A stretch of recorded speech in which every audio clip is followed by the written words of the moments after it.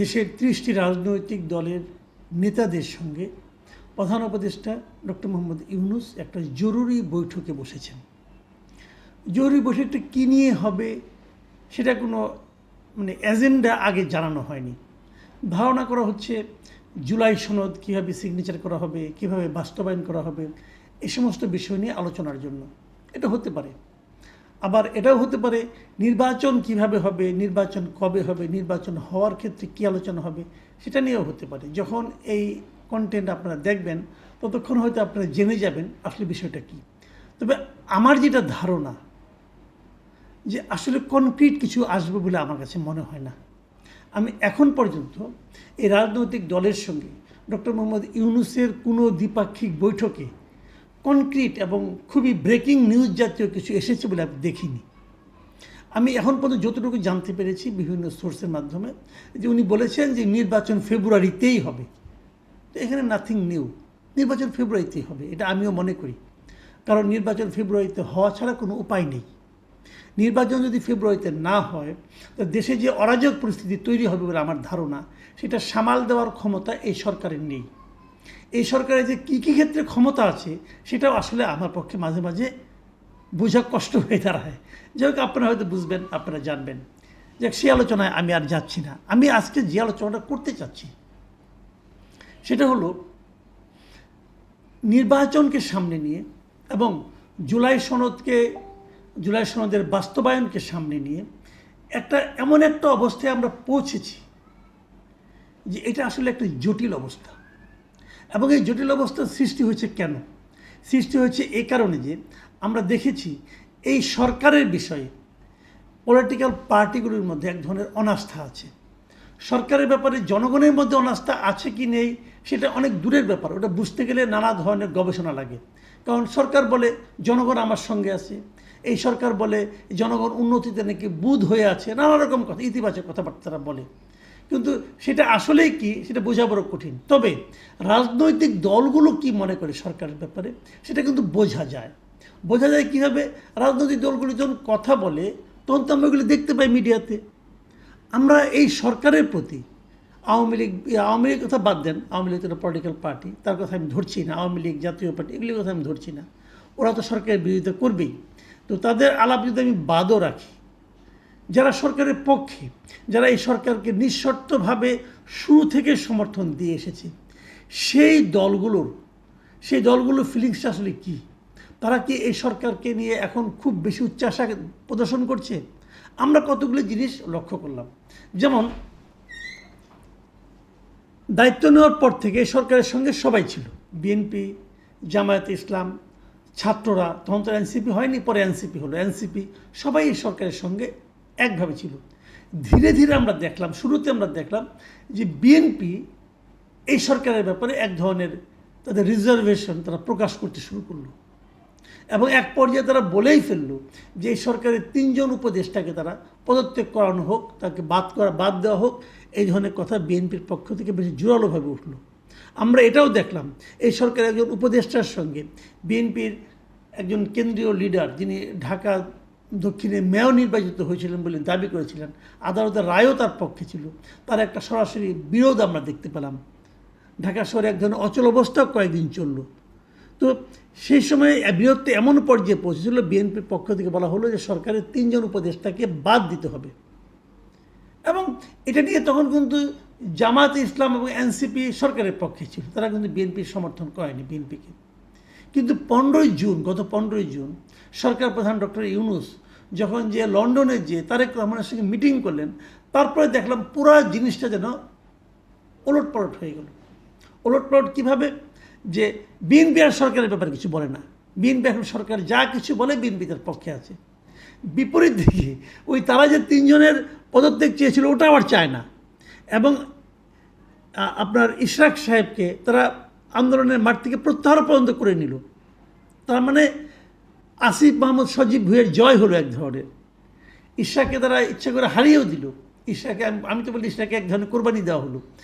যাই হোক, যেটা হলো। এত কিছু স্যাক্রিফাইস করলো বিএনপি যখন সরকারের পক্ষে সব কিছু মেনে নিচ্ছে, তখন আমরা দেখলাম যে একটা ভিন্ন দৃশ্য। সেই দৃশ্যটা কি? তাদের সরকারে এতদিনের যে বলা হয়ে থাকে সরকারের আপনার মানে কী বলবো এটাকে কিংস পার্টি হিসেবে যাদের পরিচিতি হয়ে গিয়েছিল এনসিপি, তারা ধীরে ধীরে সরকারের বিরুদ্ধে কথা বলা শুরু করলো। জামায়াতে ইসলামী, যাদের সঙ্গে অনেকে অনেকে এমনও বলতো জামায়াতে ইসলামী সরকারকে চালাচ্ছে, দেখা গেলো তারাও সরকারের বিরোধিতা করা শুরু করলো।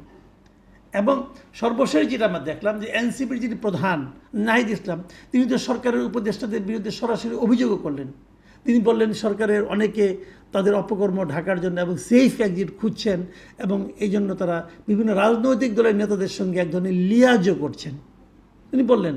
এবং উনি বলার পর ওনাদের আরেকজন নেতা সার্জিস ইসলাম বললেন যে মৃত্যু ছাড়া এদের কারো কোনো সেফ এক্সিট নাই।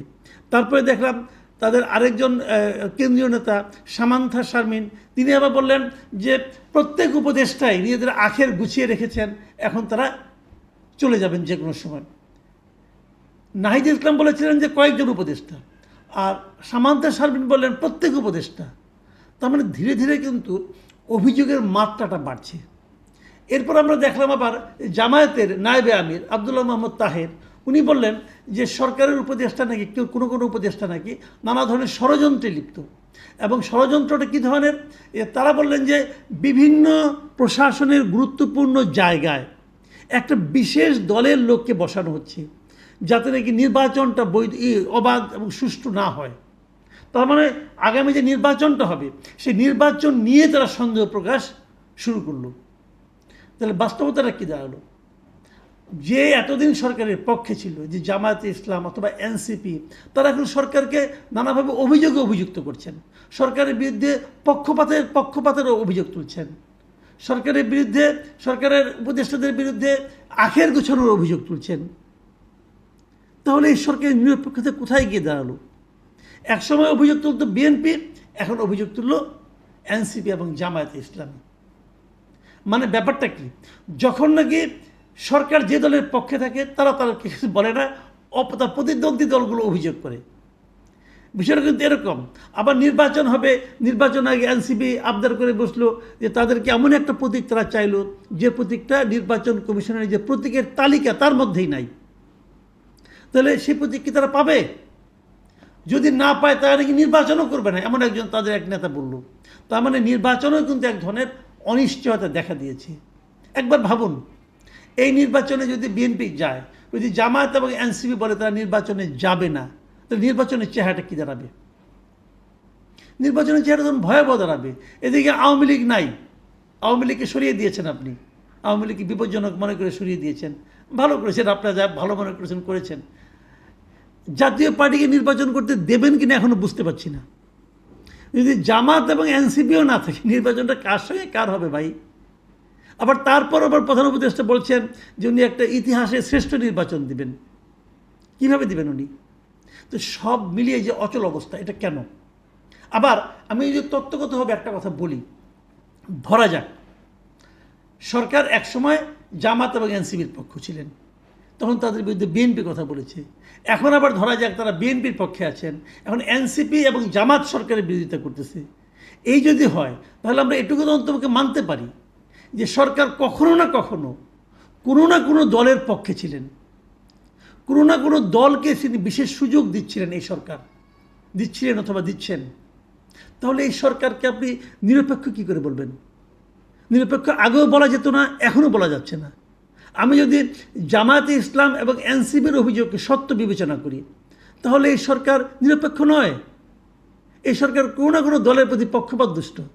আবার আগের 15 জনের আগের যদি বিএনপির কথাগুলিকে, অভিযোগগুলিকে আমরা সত্য বলে বিবেচনা করি, তাহলে তখনও এই সরকারটা পক্ষপাত দুষ্ট ছিল জামাত এবং এনসিপির দিকে। তাহলে এই সরকার তো নিরপেক্ষ নয়। যদি এই সরকার নিরপেক্ষ না হয়, তাহলে এই সরকার কিভাবে একটা ভালো নির্বাচন করবে? তার মানে এই সরকারের পক্ষপাত দুষ্টতার একটা অভ্যাস আছে, কখনো এই পক্ষে থাকে, কখনো ওই পক্ষে থাকে। কিন্তু আপনার তো কোনো পক্ষে থাকার কথা না, তাহলে আপনি কীভাবে নির্বাচন করবেন?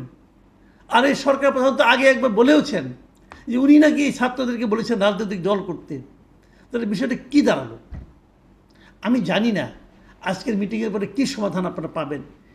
এর মধ্যে আবার এই যে আপনাদের কি বলে জুলাই সনদ, এই জুলাই সনদ বাস্তবায়ন নিয়েও আরেকটা কিন্তু ক্যাচাল বেঁধেছে। সেটারই বা কীভাবে সমাধান করবে সরকার আমি জানি না।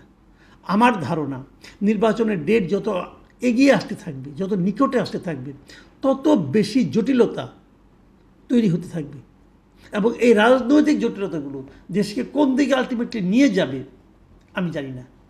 গণতন্ত্রে উত্তরণের জন্য যে প্রচেষ্টা, সেই প্রচেষ্টা রাজনৈতিক দলগুলো ক্ষুদ্র স্বার্থের কাছে যদি জটিলতার মধ্যে ডুবে যায়, তাহলে অগণতান্ত্রিক কোনো শক্তি আবার চলে আসবে কিনা সে আশঙ্কা থাকবে।